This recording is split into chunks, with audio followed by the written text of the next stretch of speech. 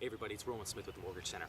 I'm going to cover today the 5 kind of simple steps that you're going to go through when you're purchasing a home. There's many steps, and each of these steps has a sub-step, but I think it's important just to kind of explain what you should be doing first.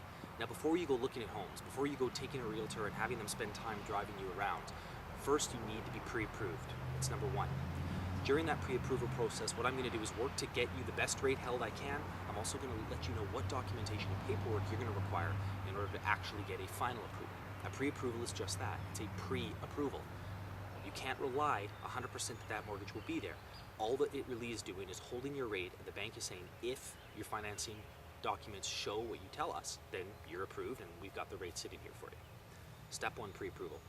Step 2 is find a good realtor. Now, if you're looking around and you don't know a realtor in your area, usually I can point you in the direction of someone if you're in the Greater Vancouver area. However, I caution you against what we call DNA realtors, which is a realtor you're dealing with just because of a blood relation. You're going to want to get somebody that knows the market. So number 2, get a good realtor. Number 3, you want to start looking at homes at this point. All right, now you can start touring around.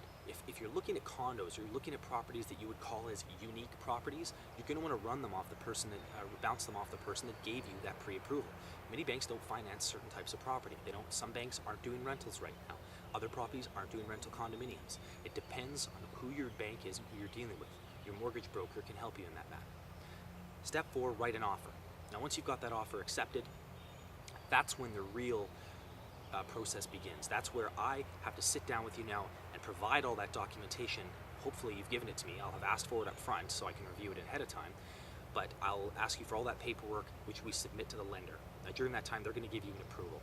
Once you've got that approval, then you can remove your subjects. And your subjects are the kind of if clauses in your contract, that your offer is, say, $400,000 subject or if you get financing. So those are the steps. Find a good mortgage broker, find a realtor, start looking at homes, write an offer, and remove subjects. Those are the 5 big things rather, where the stress and the time crunch and the pressure is going to be more extreme. Now, after that period of time, there's usually a period of waiting until you close at the lawyer's office, but that comes much later. So if you have any questions or you want to know more about the process for your unique situation, please give me a call. It's Rowan Smith from